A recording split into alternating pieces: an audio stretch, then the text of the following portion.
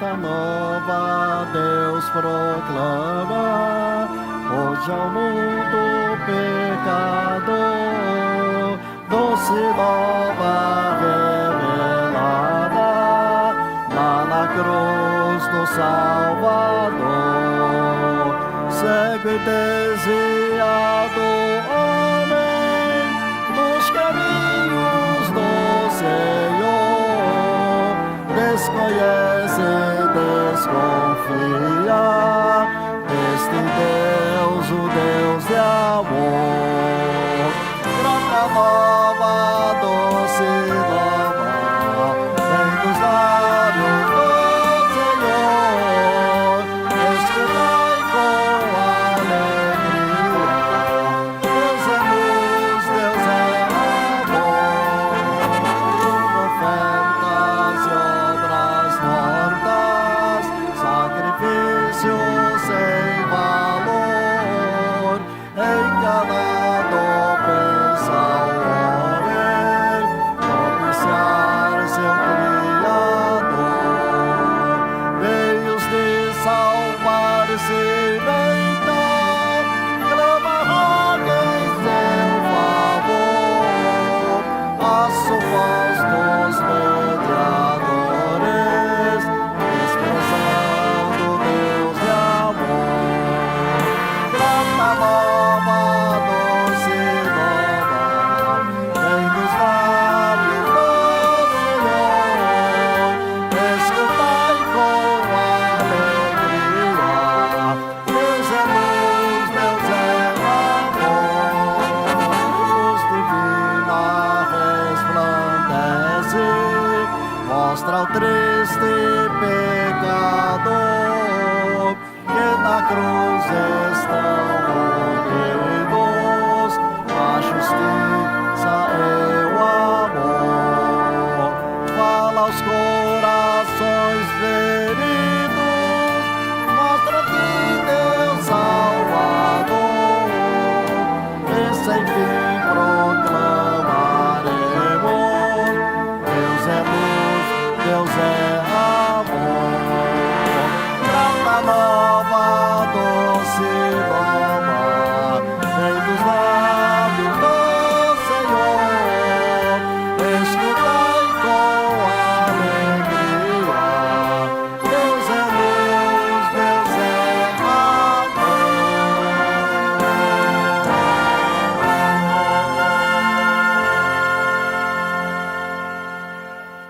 E a cada um de nós que estamos aqui para ouvir, que sejamos alimentados com Tua santa e gloriosa palavra. Continua conosco, meu Pai. É o que nós te suplicamos e te agradecemos, agora e para todos sempre. Amém. Amém. Posso? Glória a Deus. Marcelo. Eu saúdo os irmãos com a paz do nosso Senhor Jesus Cristo. Por favor, tome o seu assento. Estar ocupando este altar, esta tribuna, é um grande privilégio, mas também é algo que desperta em nós a visão de uma tremenda responsabilidade, de procurar trazer um ensino, um entendimento, ainda que pequeno, mas com muita responsabilidade diante da igreja do Senhor. E eu posso perceber, assim como o irmão que me precedeu, que o Senhor Deus também se preocupa e tem levantado os obreiros aqui para fazer com que eu e você nos acheguemos cada vez mais ao nosso altar. Não deu tempo dele falar da arca, mas eu creio que ele tinha muita coisa para falar, muito interessante de nos ensinar. E a arca que representa a presença do Senhor Jesus também. O Senhor Jesus deve estar constantemente sendo visto pelos outros na nossa vida. Agradeço muito ao nosso pastor José Wellington, o pastor Wellington Júnior, pela oportunidade que nos concede, aos meus familiares que estão em casa orando, o meu cunhado que está ali cuidando do nosso comércio, para que possamos estar aqui. E eu também quero trazer, irmãos, diante de vocês um pequeno estudo que se intitula Milagres que identificam o Messias. Está na página 174 da sua apostila. E eu vou prosseguir porque o estudo é um pouquinho longo para que dê tempo de nós terminarmos. Desde já que toda a honra e toda a glória seja para o Senhor Jesus. Já saudamos a igreja com a paz do nosso Senhor Jesus, que é o Filho de Deus. E ultimamente tem sido muito importante que eu e você professemos que o Senhor Jesus é o Filho de Deus. Porque muito se prega por aí que o Senhor Jesus foi, na verdade, unicamente um grande homem. E eu e você sabemos que isto não é verdade. O Senhor Jesus é o nosso Salvador. O Senhor Jesus é o nosso libertador. Ele é o Cordeiro vivo de Deus que tira o pecado do mundo. Gostaríamos com este estudo de apresentar aos irmãos algumas particularidades que identificam o Senhor Jesus como sendo o verdadeiro Messias esperado pelo povo de Deus, procurando fazer-nos mais entendidos e assim mais confiantes daquilo que a palavra de Deus afirma a respeito do nosso Senhor Jesus, fazendo-nos esclarecidos ante qualquer aparente contradição da Bíblia, como acusam os mal informados. Alguns, inclusive, saindo do nosso meio evangélico, disseminando controvérsias e desacreditando a palavra de Deus, arrastando consigo os mais fracos e desinformados quanto ao verdadeiro valor do nosso livro sagrado e das nossas doutrinas. Essas pessoas confirmam assim as palavras ditas pelo Senhor Jesus, que está em Lucas 11, capítulo 11, versículo 23. Quem não é comigo é contra mim, e quem comigo não ajunta, espalha. Este estudo servirá também de apoio àqueles que queiram, por exemplo, evangelizar judeus e muçulmanos, e também àqueles que acreditam que o nosso Senhor Jesus foi tão somente um grande ser humano, tendo em vista o fato de que os tais sempre põem em dúvida a divindade do nosso querido Senhor Jesus. Vamos tomar como base para este estudo a pergunta feita por João Batista através dos seus discípulos ao Senhor Jesus e a resposta que Jesus lhes deu, contidos em Lucas capítulo 7, versículos 18 a 22.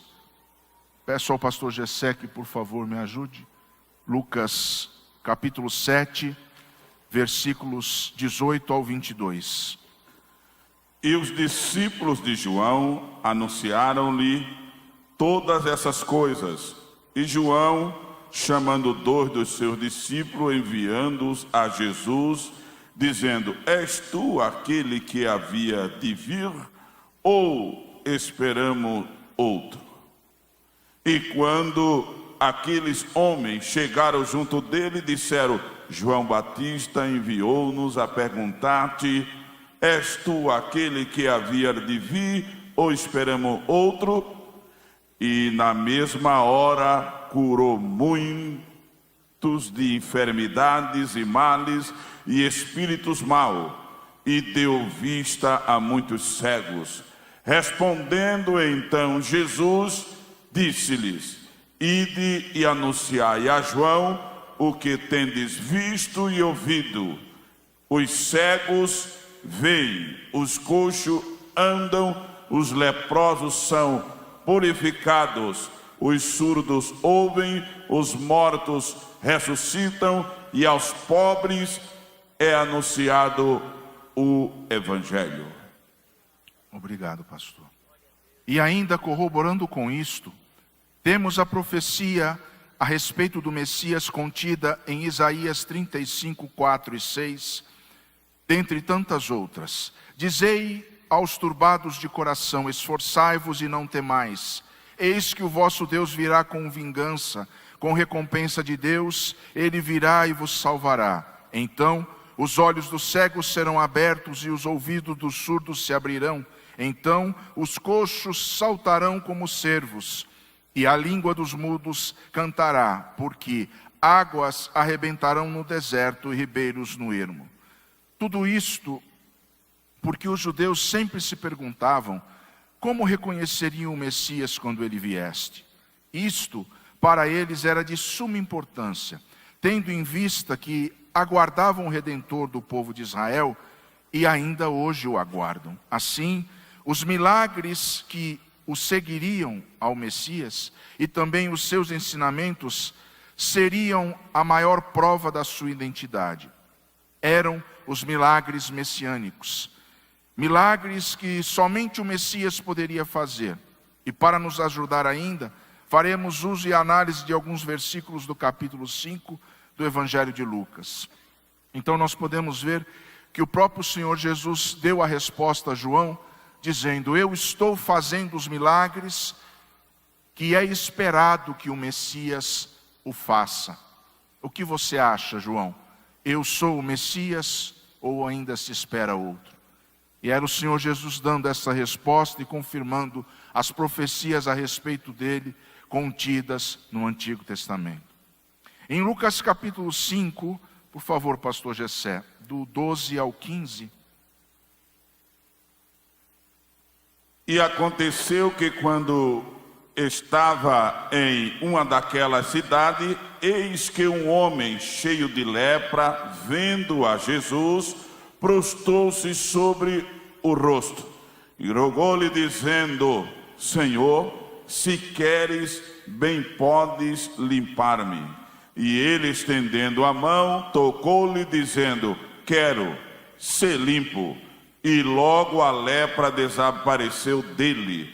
E ordenou-lhe que a ninguém o dissesse, mas disse-lhes: vai, mostra-te ao sacerdote e oferece pela tua purificação o que Moisés determinou, para que lhe sirva de testemunho.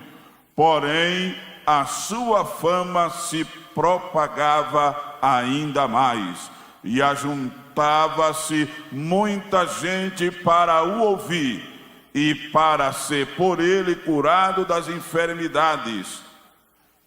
Obrigado. Porém ele retirava-se para os desertos e ali orava. Obrigado, pastor. A condição social de um leproso era deplorável.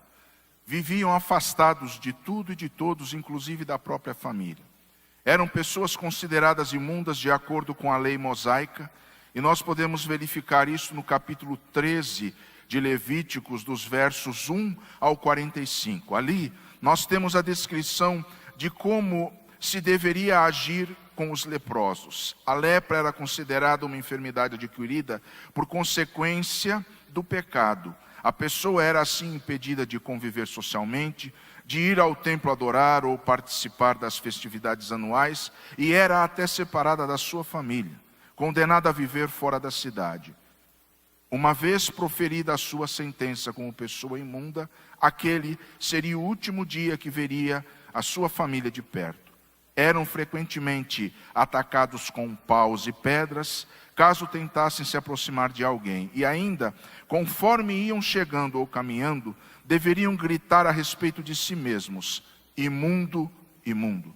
Ninguém podia aproximar-se, muito menos tocar em um leproso, pois o tal se tornaria imundo como ele, principalmente os sacerdotes e profetas. Assim, o puro se tornaria impuro por causa do imundo.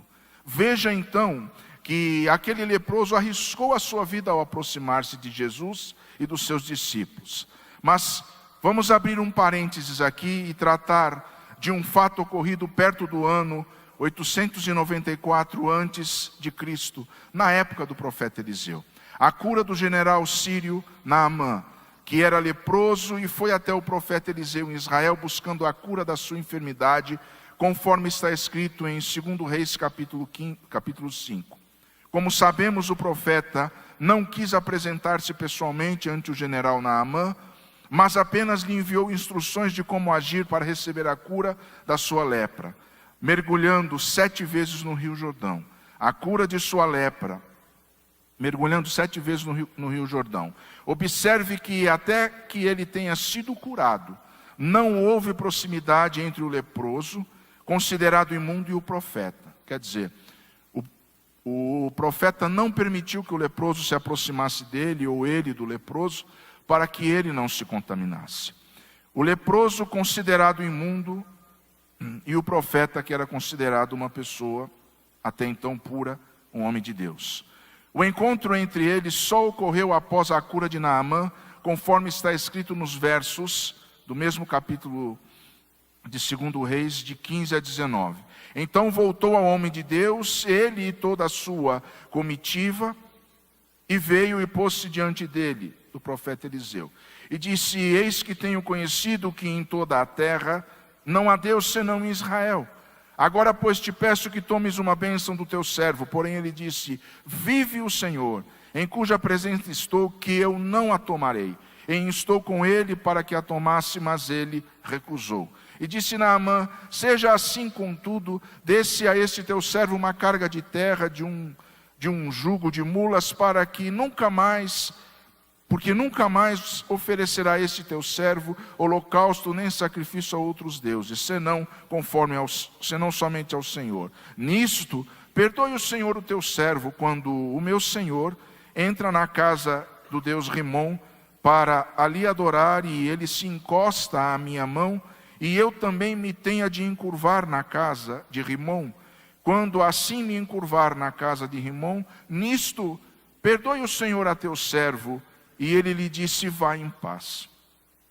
Conforme declarou o nosso Senhor Jesus, no capítulo 4 e versículo 27 de Lucas, ele diz: e muitos leprosos havia em Israel no tempo do profeta Eliseu, e nenhum deles foi purificado, senão Naamã, o sírio. Temos ainda um outro dado importante para revelar aos irmãos. Segundo os escritos antigos dos rabinos, as chamadas tradições judaicas, desde que a lei, com relação aos leprosos, foi implantada por Deus, através de Moisés, não houve sequer uma única cura de lepra, um milagre operado por alguém, muito menos com a imposição de mãos, no meio do povo de Deus. E ele ainda o mandou apresentar-se ante o sacerdote e oferecer sacrifício determinado pela lei. Acho que aqui eles pularam a página.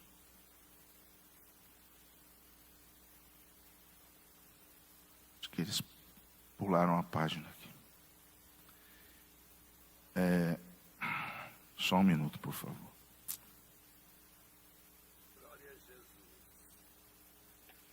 Louvado seja o Senhor pela oportunidade aqui. Mas o que eu quero dizer, meus irmãos, continuando aqui com o estudo, é que aquilo que o capítulo 14 de Levíticos, nós vamos ver aqui mais adiante, apresenta como resultado pela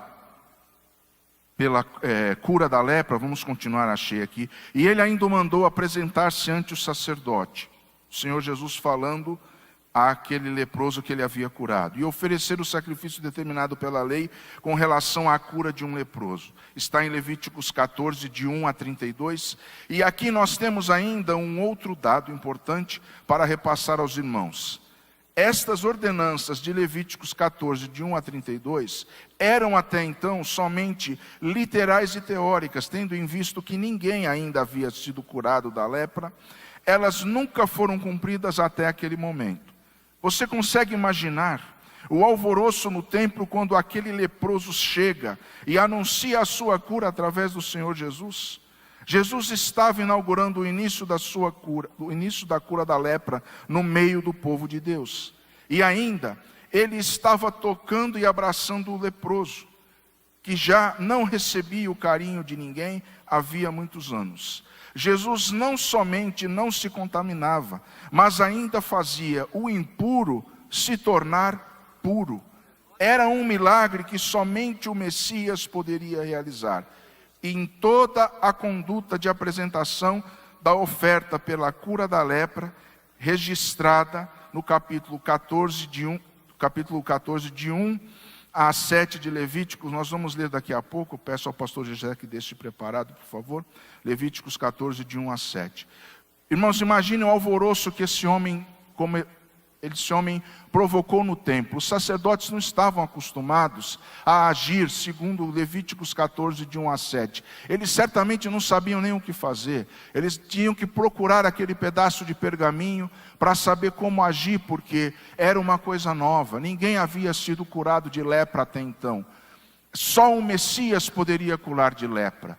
Imagine, irmãos, a bagunça que esse leproso cometeu ali no templo, quando ele disse: agora vocês têm que pegar o pergaminho para ver e me dar a instrução do que fazer, por causa da cura da lepra que eu acabei de receber, através do homem chamado Jesus. Por favor, pastor Gessé, Levíticos 14, de 1 a 7. Depois falou o Senhor a Moisés, dizendo: esta será a lei do leproso no dia da sua purificação. Será levado ao sacerdote, e o sacerdote sairá fora do arraial, e o sacerdote examinando, eis que se a praga da lepra do leproso for sarada, então o sacerdote ordenará que por aquele que se houver de purificar, se tomem 2 aves vivas e limpas, e pau de cedro, e carmesim e isopo.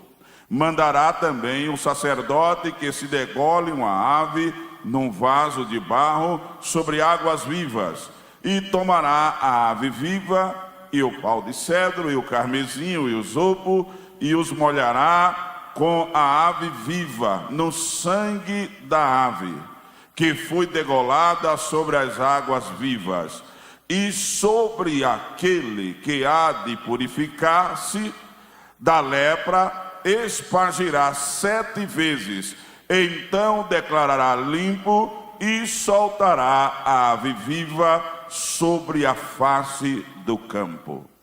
Amém.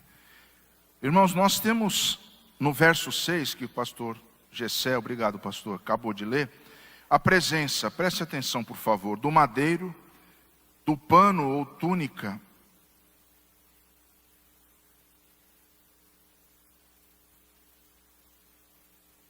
a presença do madeiro, do pano ou túnica,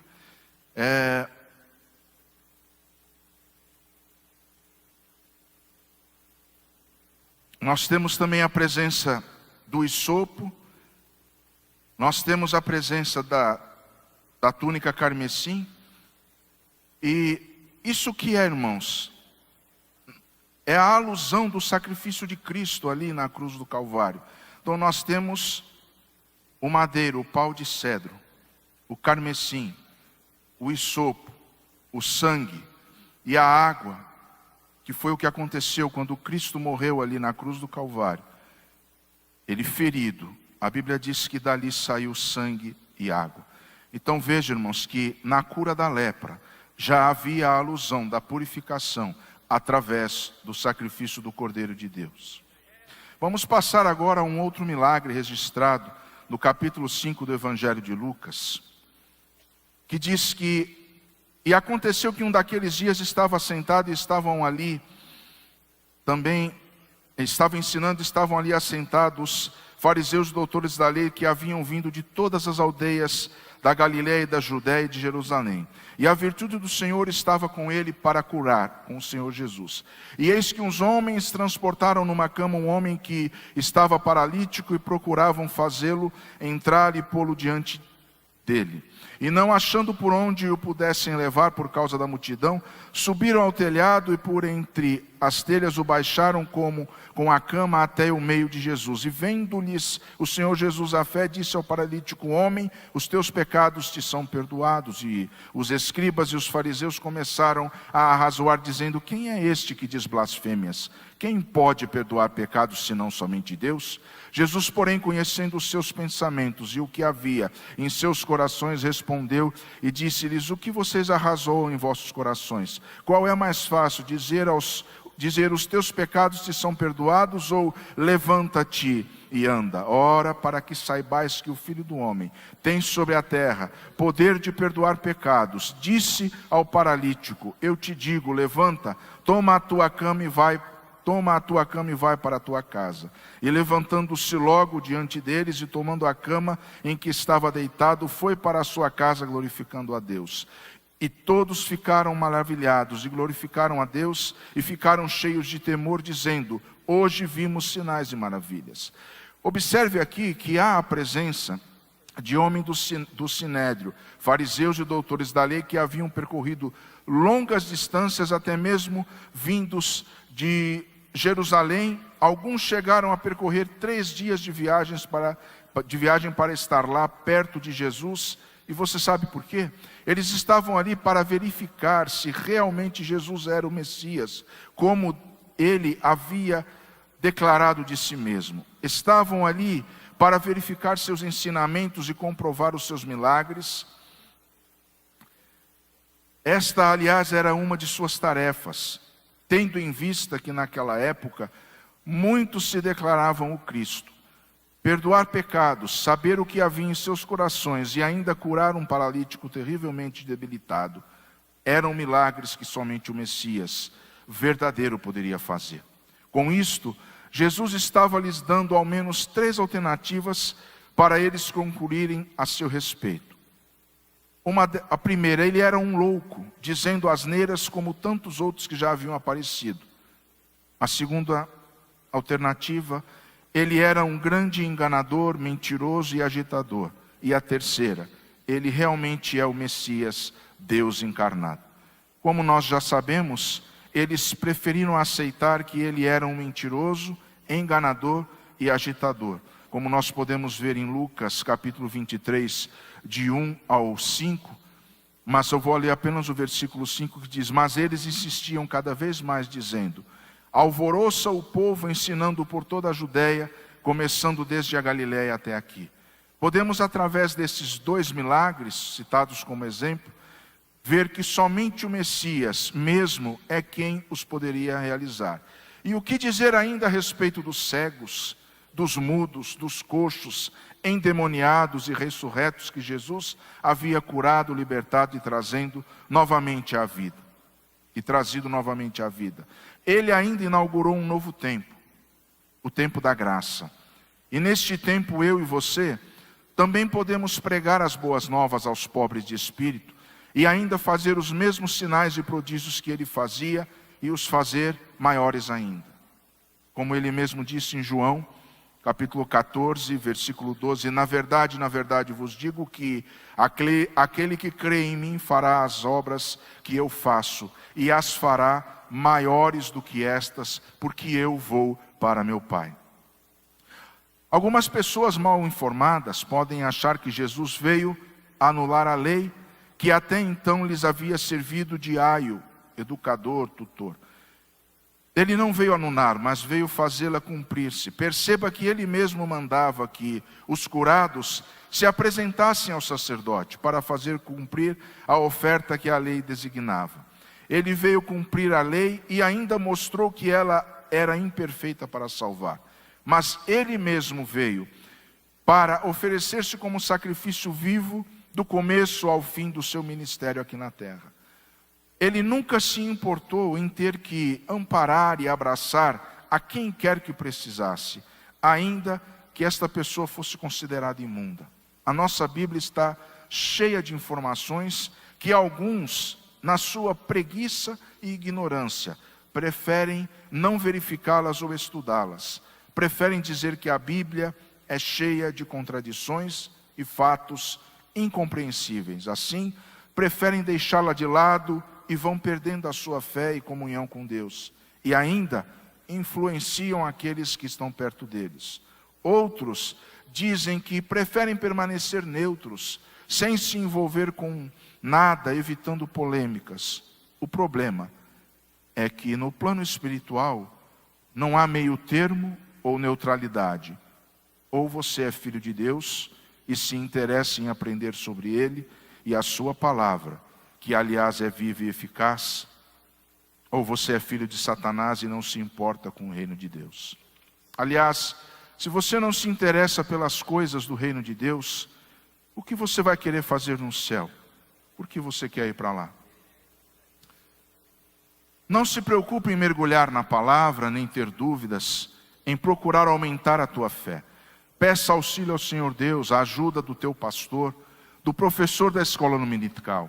Lembre-se que Jesus está sempre pronto a te ajudar e o Espírito Santo pronto a te revelar as verdades bíblicas. Você acha que Deus ditaria uma palavra que levasse você à desistência e ao desinteresse pela dificuldade de compreensão? Deus quer que você se envolva, mergulhe, estude, aprenda e ensine.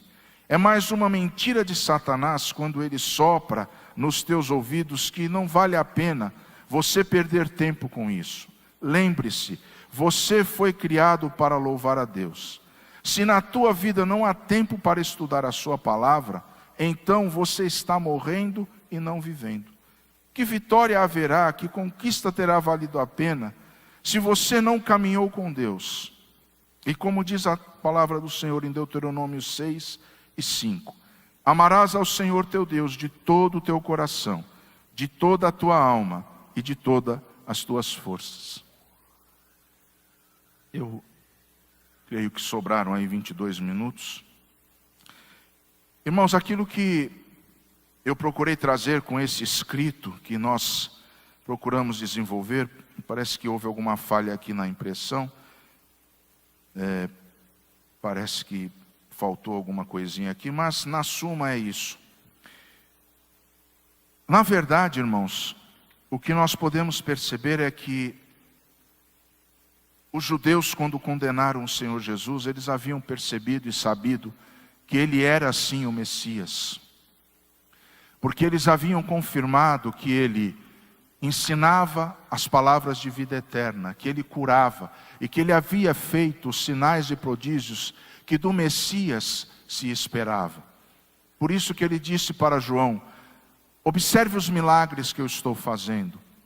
Os cegos estão vendo, os coxos estão andando, os surdos têm os seus ouvidos abertos, os leprosos são curados, e aos pobres está sendo anunciado o reino de Deus.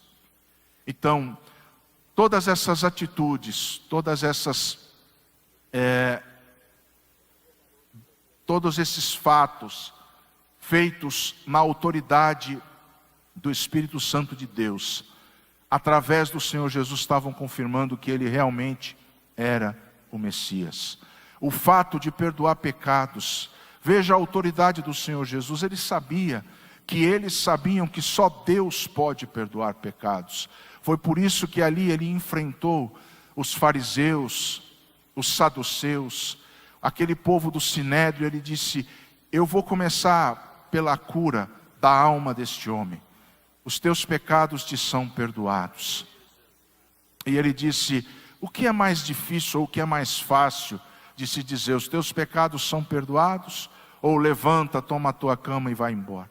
Mas para que vocês saibam que eu tenho poder na terra para perdoar pecados e curar, vou dizer para ele as duas coisas: levanta, toma a tua cama e anda. Aquele homem saiu dali purificado e curado. E a autoridade de Deus estava se verificando ali na pessoa do Senhor Jesus. E aquela gente estava podendo ver que o Senhor Jesus estava fazendo aquilo que se esperava do Messias, curando leprosos, ressuscitando mortos. E tendo a autoridade do Espírito Santo de Deus, ele anunciava o reino de Deus vindo ao povo de Deus que estava afastado dos caminhos do Senhor. E o Senhor Jesus nos deu ainda uma autoridade muito grande quando ele disse: estas obras que eu estou fazendo, vocês vão fazer maiores do que elas. Se vocês me servirem, se vocês me seguirem, estas obras seguirão a vocês quando anunciarem o Evangelho. E assim os discípulos começaram a vivenciar isto quando ele ali mandou aqueles 72, e eles voltaram estarrecidos e maravilhados, e disseram: o senhor nem imagina o que está acontecendo. A gente ora, a gente cura, a gente prega, a gente expulsa demônios. E a gente tem orado e mortos têm ressurreto. Ele disse, olha, tudo isso é muito bom, mas se alegre. Se alegre principalmente porque o seu nome está escrito no livro da vida. Essa autoridade que o Senhor Jesus estava lhes concedendo, Ele também estava lhes ensinando a humildade.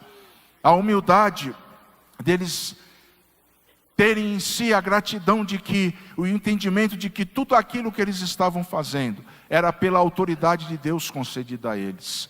Porque eles certamente sabiam que ali eles começariam a se empolgar, que ali eles começariam a se exaltar, e que talvez 2 deles ali, digamos, discípulos de primeiro escalão, tiveram a petulância de chegar a Jesus e dizer, olha, deixa a gente sentar do teu lado, um à tua direita, outro à tua esquerda, no teu reino. E o Senhor Jesus respondeu o que para eles? Que o menor é aquele que mais serve. O maior é aquele que mais serve. Desculpe. O Senhor Jesus começou a mostrar-lhes que Ele estava ali para servir. O Senhor Jesus foi e lavou-lhes os pés. O Senhor Jesus foi e disse que esta humildade que Ele estava lhes demonstrando, que eles deveriam ter entre si. E assim nós também devemos ter entre nós o prazer de estudar e de explicar a palavra de Deus para o seu próximo, para o seu companheiro. Porque o Senhor Deus disse na sua palavra que o meu povo perece por falta de conhecimento. Ele não disse o povo do mundo, Ele disse o meu povo. Então, quantos de nós têm se desviado dos caminhos do Senhor? Quantos de nossos filhos, de nossos jovens, através de uma palavra, através muitas vezes de um exemplo, não muito bonito dentro da igreja, mas faz aquele jovem ou aquela jovem, ou aquele irmão, porque foi falada uma palavra, uma ofensa, porque lhe falta base, lhe falta maturidade na palavra de Deus, ele diz, eu vou desistir do caminho do Senhor. Eu vou desistir, eu vou parar por aqui, eu não vou mais me aprofundar. E é isso que Satanás quer. O que é que o diabo quer? Ele quer que o crente fique à toa, à beira do caminho, com relação ao Evangelho de Cristo, ao reino de Deus. Porque enquanto ele está assim, e hoje distraído com a mídia, com o celular, com o seu computador, o crente desviado vai mergulhando cada vez mais fundo, longe dos caminhos do Senhor. Eu não sei se os irmãos têm conhecimento, mas hoje, o pecado da pornografia, o vício da pornografia, ele está sendo considerado pior e maior do que o vício da cocaína. Porque nós temos muitas pessoas viciadas em algo que não é proibido legalmente. Em algo que você não precisa sacrificar alguém para levar isso daqui e ali, como é a droga. Mas as pessoas acessam o seu celular, elas acessam o seu computador, e ali está o pecado da pornografia atingindo lares de cristãos, atingindo lares de pessoas que deveriam estar pregando a palavra de Deus, estudando a Bíblia. Às vezes eu me pergunto, a Bíblia realmente não é fácil de ser compreendida. Mas eu tenho certeza absoluta que o Senhor Deus não teria ditado uma palavra que seria impossível de compreender. Mas quando Ele faz isso, Ele chama o seu povo à humildade, à dedicação do seu tempo, para buscar a face do Senhor. Assim como pregou o pastor que me precedeu. É necessário que você construa o seu altar todos os dias. É necessário que você se aprofunde nas palavras de Deus. Os judeus puderam perceber que realmente o Senhor Jesus era o Messias, mas como eles esperavam que o Messias viesse para derrotar Roma, para lutar contra Roma, eles preferiram não aceitá-lo como enviado de Deus. Mas o Senhor Jesus foi mostrar-lhes aquilo que mais lá na frente Paulo ensinou, que é a nossa luta Não é contra a carne nem contra o sangue. A nossa luta é contra as hostes, as potestades, os espíritos do mal, a investida de Satanás. E o que Paulo manda a gente fazer? Nos revestirmos do capacete, da couraça, do escudo, e manejarmos com habilidade a espada. O que é a espada? É a palavra de Deus. Por que é que muitas pessoas hoje têm deixado o cristianismo e têm ido para o islamismo, por exemplo, ou para outras religiões de cunho espiritualista? Porque elas são de mais fácil compreensão e prática. Porque de acordo com o mundo moderno que nós vivemos hoje, a religião também tem que ser algo prático e simples de ser vivido. Mas o Senhor Deus, Ele não quer você nem eu, crentes superficiais.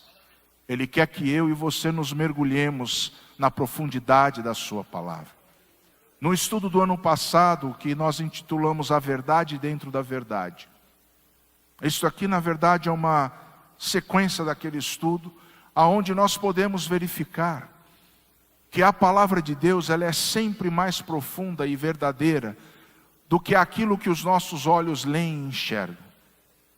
E quando nós analisamos os milagres de Deus, as atitudes do Senhor Deus para com o seu povo, nós podemos perceber o cuidado de Deus nos mínimos detalhes, de deixar registrado que o Senhor Jesus, enquanto aqui na terra foi o mais perfeito judeu que se pode ter, Ele cumpriu com todos os quesitos da lei em todas as suas nuances, a lei moral, a lei cerimonial e a lei jurídica. O Senhor Jesus não falhou em nenhum ponto. Mas o Senhor Deus nos chama a atenção de que o Senhor Jesus é o exemplo perfeito de que nós devemos seguir e que nós devemos ensinar aos nossos filhos. Nós muitas vezes passamos 20 minutos de um culto doméstico ou 40 ensinando a palavra aos nossos filhos, mas eles passam 5 horas por dia aprendendo este ensino progressista das escolas. E eu não sei se você já percebeu, eu percebo isso lá em casa, a sede que o adolescente tem da palavra de Deus, de conhecer, você mergulhar na palavra e saber explicar o que está acontecendo.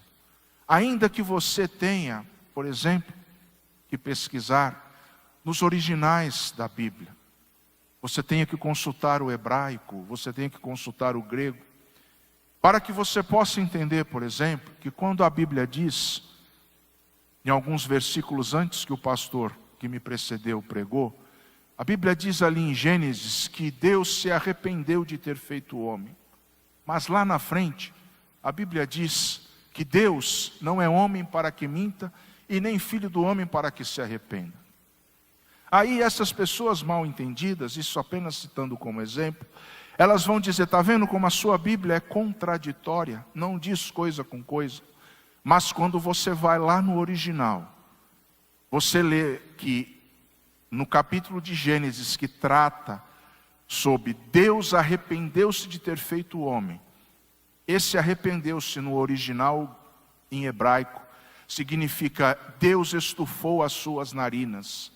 É como se Deus olhasse para o homem, cruzasse os seus braços e fizesse, eu já não aguento mais ver essa gente pecar. Então esse arrepender-se de Gênesis, que fala antes do dilúvio, significa que Deus estava bufando por ter feito o homem. Não que ele se arrependeu de ter feito o homem, porque ele não é filho do homem para que minta. E o Senhor Deus não se arrepende porque Ele não faz coisa errada. A sua atitude é sempre perfeita. Então, quando você conhece essas pequenas nuances da palavra de Deus, é por isso que eu disse aqui, não tenha medo de mergulhar. Não tenha medo de se aprofundar na palavra de Deus. O pastor que me precedeu disse várias vezes aqui, Deus não deve nada a ninguém. Ele não vai ficar devendo para você. faça o seu melhor. Entregue-se ao estudo e à leitura da palavra de Deus. Nós estamos precisando de um avivamento na igreja. E o avivamento do Espírito Santo de Deus, ele não vai começar lá fora. Ele vai começar dentro da igreja, como sempre foi. O batismo com o Espírito Santo não alcançou as pessoas do mundo, senão antes, primeiro, ter alcançado os discípulos do Senhor. Aquela pequena igreja que Deus deixou, e ela foi crescendo. Eu quero muito agradecer a paciência, a atenção dos irmãos. Agradeço o pastor Edson, agradeço a Deus pela oportunidade. Lembre-se disso, irmãos, no término dessa escola bíblica. Busque mais a presença do Senhor. Mergulhe mais na palavra de Deus. Não perca tempo, perdendo tempo em não estudar a palavra. Dedique, estude, seja mais profundo na palavra de Deus. Não por vaidade, mas pela própria sobrevivência espiritual da tua vida e daqueles que estão perto de você na tua casa. O Senhor Jesus os abençoe. Muito obrigado.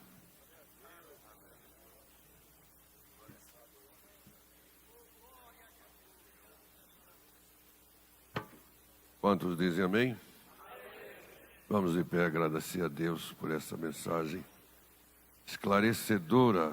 Louvado seja Deus a respeito do pastor Messias.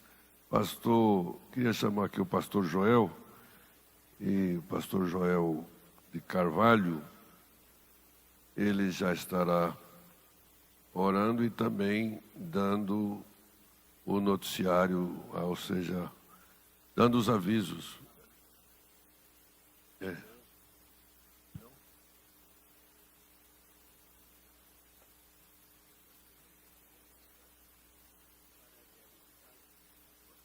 Então hoje às 19 horas temos o culto aqui na igreja com todo o povo de Deus.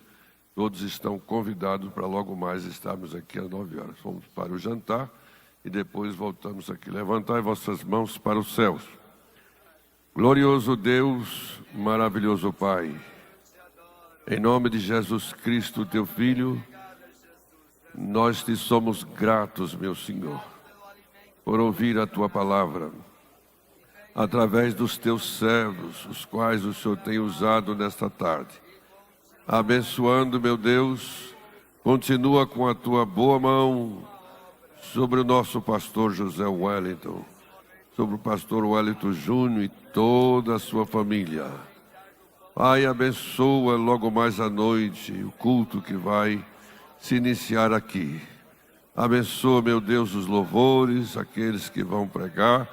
E agora despede o teu povo em paz. Abençoa, meu Senhor, aqueles que têm que ir para o seu lar e também os que estão aqui. Dá-nos, meu Deus, um culto maravilhoso, uma noite abençoada.